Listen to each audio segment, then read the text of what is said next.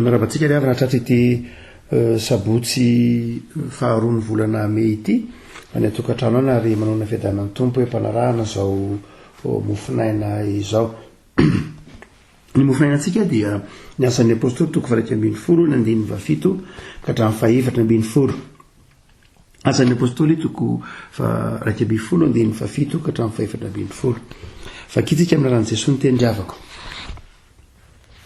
Ary nandrefy eo koa tamiko hoe mitsangana ary Petera vonoy ka hano fa hoy za sanatria tompoko fa tsy mbola niditra tamin'ny vahako fa koa izay zava-padina na tsy madio. Ary nisy feo avy tany an-danitra namaly fandroany hoe izay efa nidiovin'Andriamanitra aza ataonao fady. Ary ny telo no anaovana izany dia nisalihan'ny niakatra tany an-danitra indray izany rehetra izany. Atamin'izay dia indreo nisy telo lahy nijanona teo anoloan'ny tranony toeranay izay iraka avy tany Kaisaria eo amiko. Dia nasain'ny fanahy iaraka amin'ireo ka tsy izahatavan'olona na dia kely akory aza. Ary niaraka tamiko koa ireto rahalahy enina ireto ka niditra tao an-tranon'ra lehilahy zahay. Ary nambarany taminay ny nahitany anjely nitsangana teo an-tranony ka nanao hoe maniraha ho an'ny Jopa ka mpanalao Simona izay atao hoe Petera izay laza teny aminao izay amonjenanao sy ny ankonanao rehetra. Ray masino manamasinana amin'ny fahamarinana ny teninao no fahamarinana. Amen.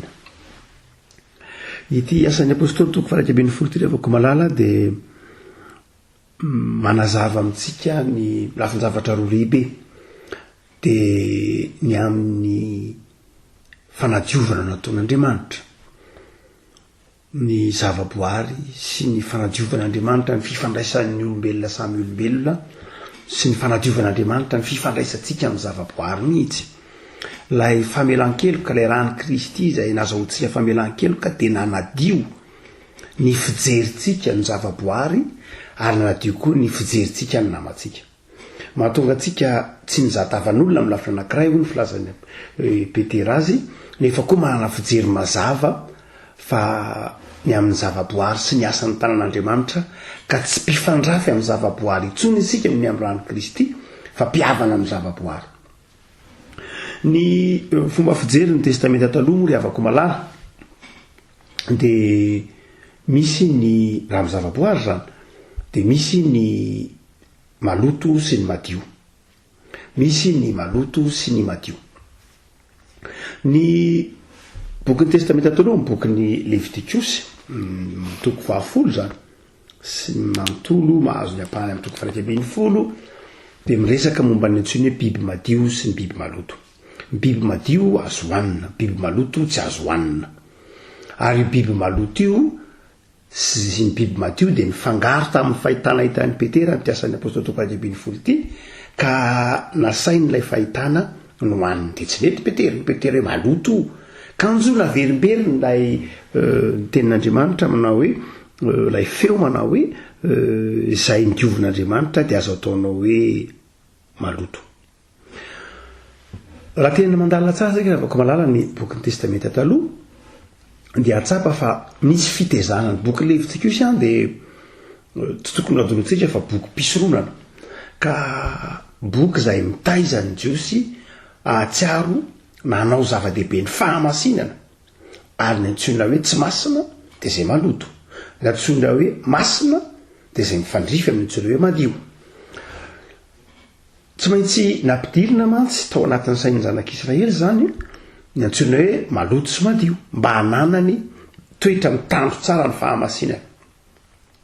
Raha toa ka mandalina tsara io boky Levitikosy toko 10 tsika avako malala dia mahita fa misy karazam-biby izay tena tsy ho azo ny zanak'Israely no hanina mihitsy. Ny antony dia mazava be. Andriamanitra raha nahary ny zavaboary dia mazava ny tenin'ny boky ny Genesisy fa tsara avokoa ny nataon'Andriamanitra. Tsy misy zavatra ratsy nataon'Andriamanitra fa tsara avokoa ny nataon'Andriamanitra. Koa nahoana nataon'ny boky Levitikosy hoe misy maloto. Tsara avokoa ny nataon'Andriamanitra. Ao amin'Andriamanitra tsy misy ratsy ary izay nataon'Andriamanitra tsara avokoa. Na dia izay iverin'ny Levitikosy ho maloto aza dia izao tany amin'ny boky ny Genesisy tany am-piandohana dia tena nadio, tena tsara misy antony avokoa na dia zay veritsika biby ratsy azy ka tsy fihinana dia misy antony avokoa nanaovan'andriamanitra azy ireny. hoy ny boky ny Genesis rehefa vitan'andriamanitra zany rehetra zany ny biby mandady mikisaka ny anaty rano manidina dia vitan'andriamanitra fa tsara zany. Fa inona no nitranga? Matoa misy ratsy zany tafiditra eto amin'izao tontolo izao dia ny fahotana napiditra azy. Tsy Andriamanitra no nitondra ny ratsy teto amin'izao tontolo izao sanatria, fa lay ratsy no nitondra ny faharatsiana teto amin'izao tontolo izao. Andriamanitra dia tsara, ny asan'Andriamanitra dia tsara, ary ny asan'Andriamanitra dia tsy misy ratsy. Fa izao rehefa niditra kosa ny fahotana manomboka ny Genesis 3 dia tafiditra eto amin'izao tontolo izao ny fahotana, ary tsy maintsy nampianarin'Andriamanitra nitezain'Andriamanitra ahafantatra ny olona ny atao hoe ratsy. Tonga ho azy eo anatin'ny olona natao hoe ny fahafantarana ny ratsy, mazava izay, fa tsy voatery ho tonga ho azy koa nefa ho fantatry ny olona ny atao hoe ratsy. Tsy voatery ho fantatry ny olona koa ny atao hoe masina sy ny tsy masina. Rehefa tafiditra ny fahotana dia very tao anatin'ny olona ny fiheverana ny fahafantarana nitsoina hoe masina sy tsy masina, ny tsara sy ny tsy tsara. Very tao anatin'ny olona le toe-tsaina mahay manavaka nitsoina hoe discernement. Ny fahotana na ny ota dia nahatonga izay fahaverezany izay, fahaverezany fahafantarany olona izay, ka lasa tsy nay nanavaka intsony izy ny tsara sy ny ratsy.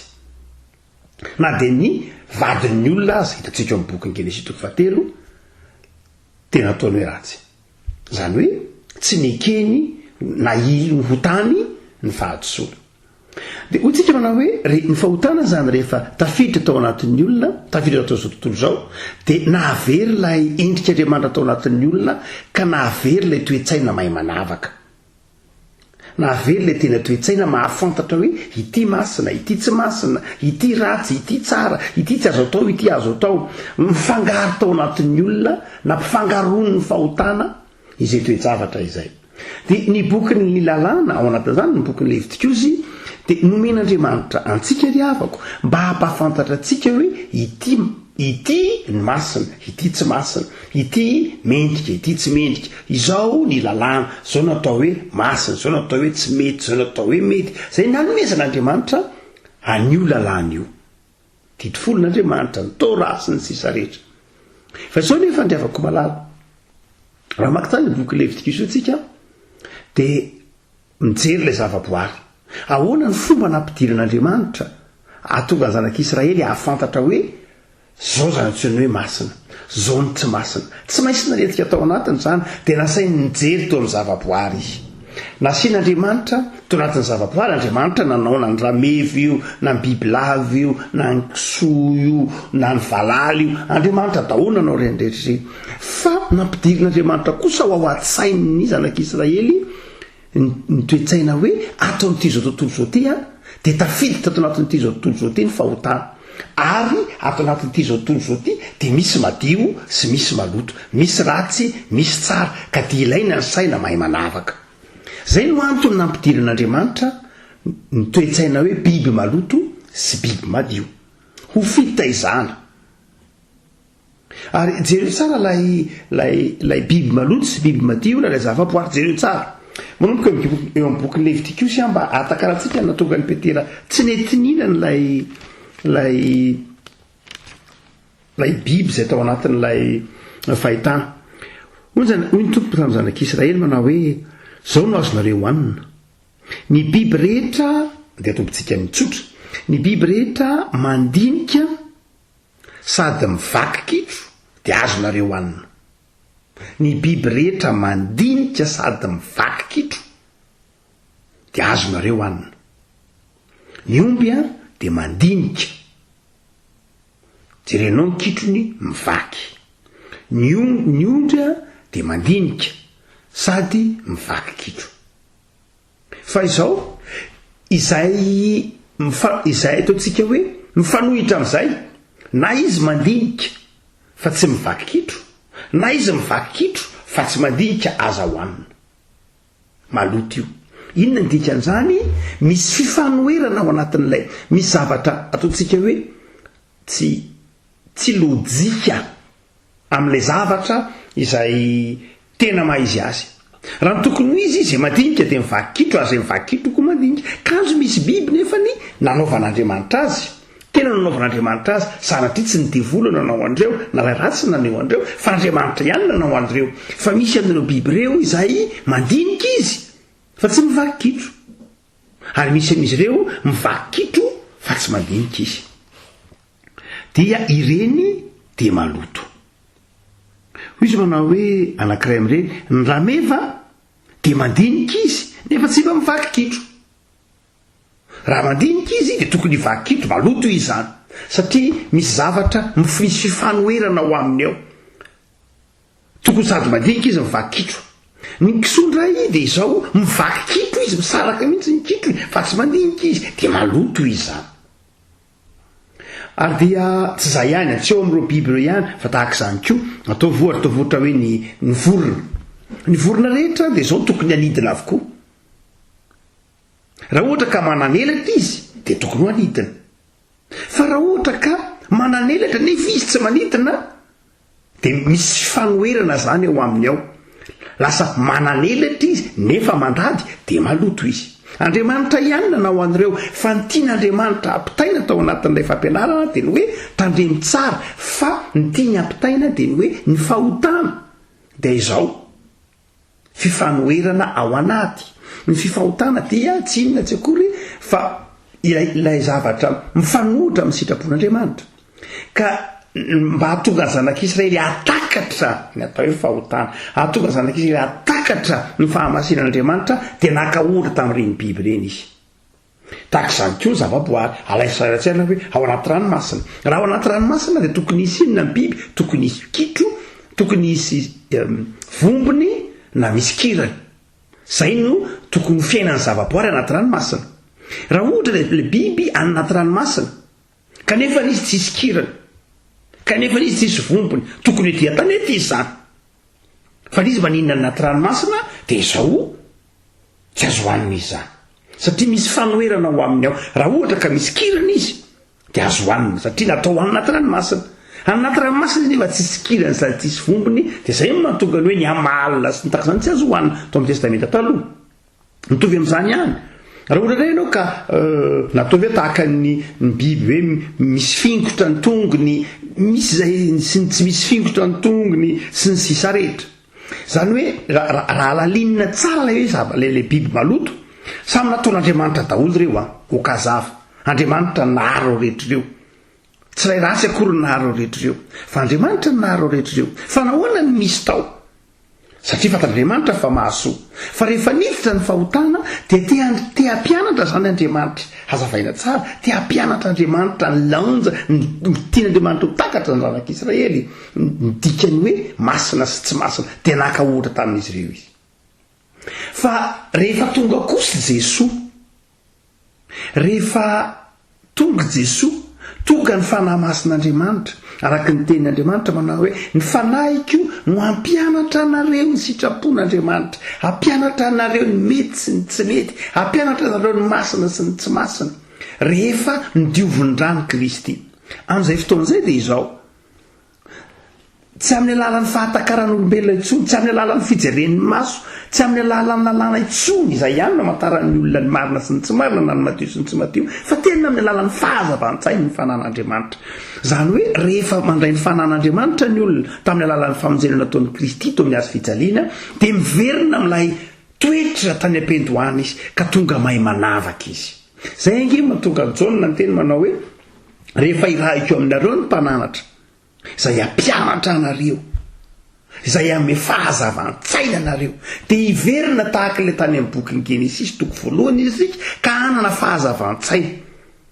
Dia ny fiaingantsika zany amin'ny fotoana io dia tsy eo amin'ny Genesisy toko 7 intsony rehefa mandray ny fanan'Andriamanitra isika nandray an'i Jesosy Kristy mpamonjy, fa any amin'ny Genesisy toko voalohany, any amin'ny Genesisy toko 2, ka rehefa mijery ny zavaboary itika dia tsy fifanoheran'ny olombelona sy ny fahotana ny hitany amin'ny zavaboary, fa olombelona efa miavana amin'ny zavaboary noho ny amin'ny rano Kristy. Zay no mahatonga ny bokin'ny Asan'ny Apôstôly manazava hoe efa nidiovin'Andriamanitra, efa nidiovin'Andriamanitra noho ny amin'ny rano Kristy, ka miverina any amin'ilay toetra hoe tsara indrindra. Afaka malala inona ary ny dikan'izany. Ity asan'ny apôstôly toko fa raiky ambin'ny folo zay vakiny ity zany dia mampianatsika lafiny zavatra roa. Voalohany dia izao, tena madio avokoa ny zavatra nataon'Andriamanitra. Ilay tsivika avokoa ny zava-boarin'Andriamanitra. Mahasoa antsika avokoa ny zava-boarin'Andriamanitra.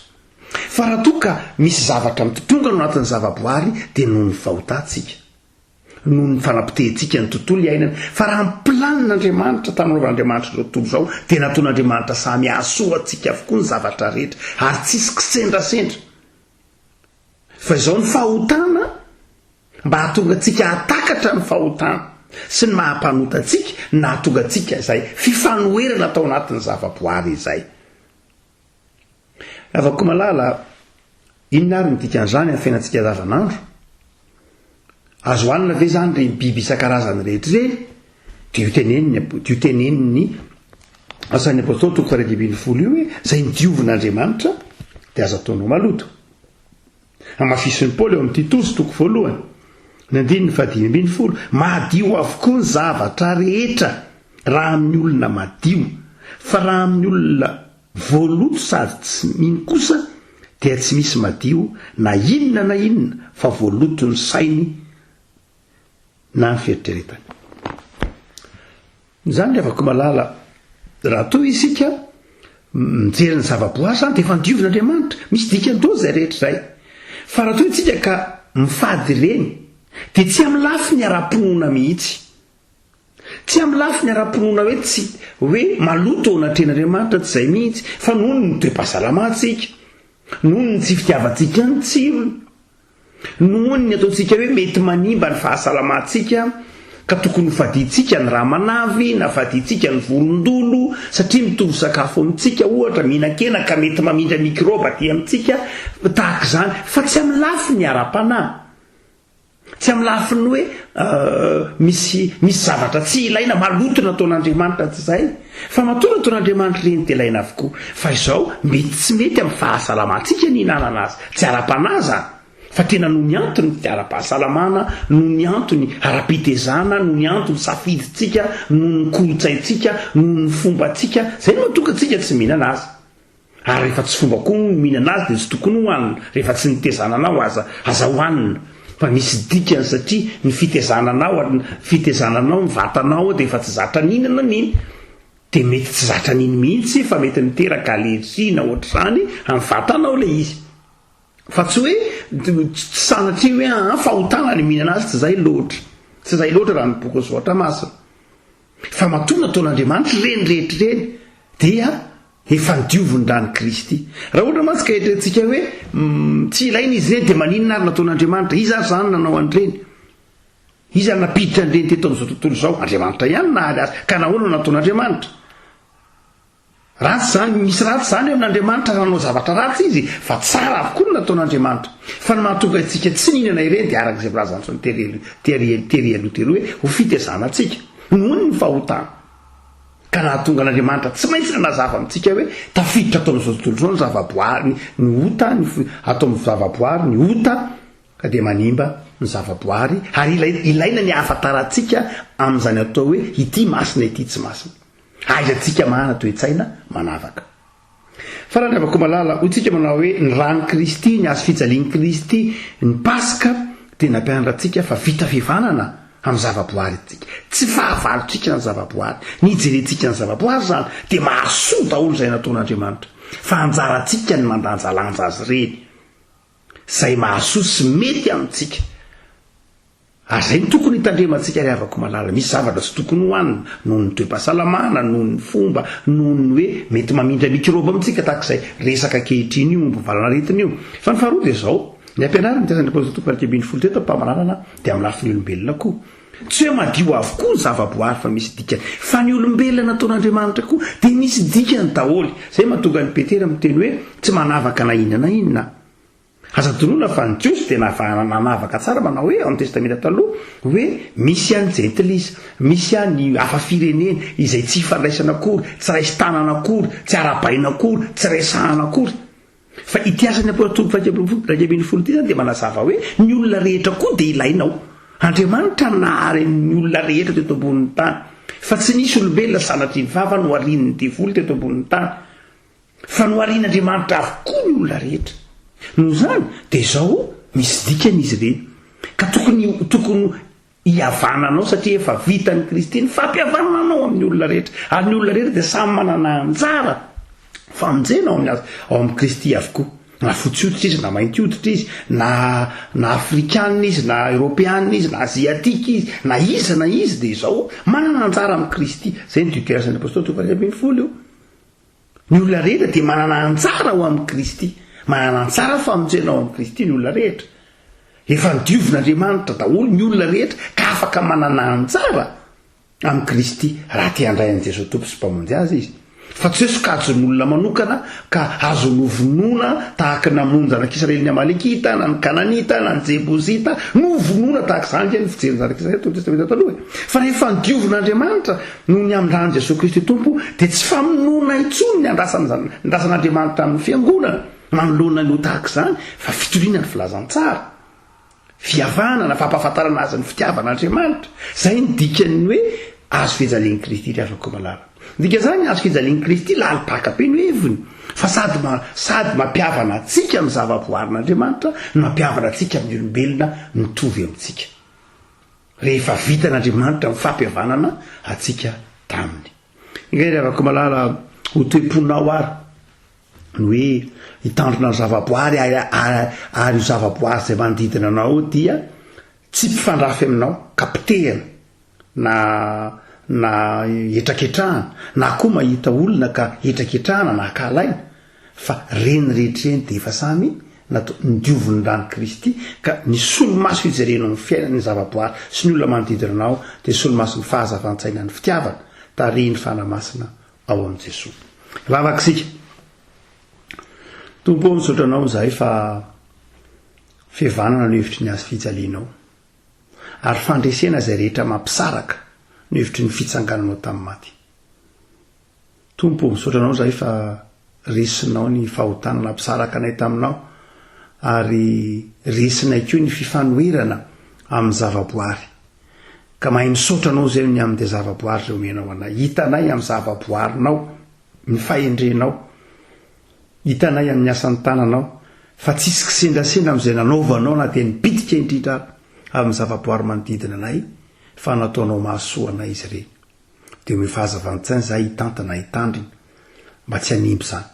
Namanay sy ny mpiarabelona aminay koa de asan'ny tananao koa de ampianazy zahay ahita ny endrik'Andriamanitra, endrika ao Andriamanitra eny amin'izy ireny ka tsy ny fahakalana na ny fitsarana na ny fanamelona no hitanay amin'izy ireny fa hoentinay amin'izy ireny ny vaovao mafaly de ny famonjena zay nataonao tao amin'ny azo fijaliana.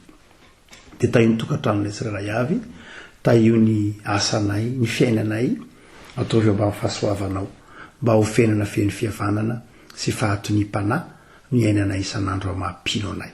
Amin'ny anaranao Jesosy Kristy mpamonjy. Amen.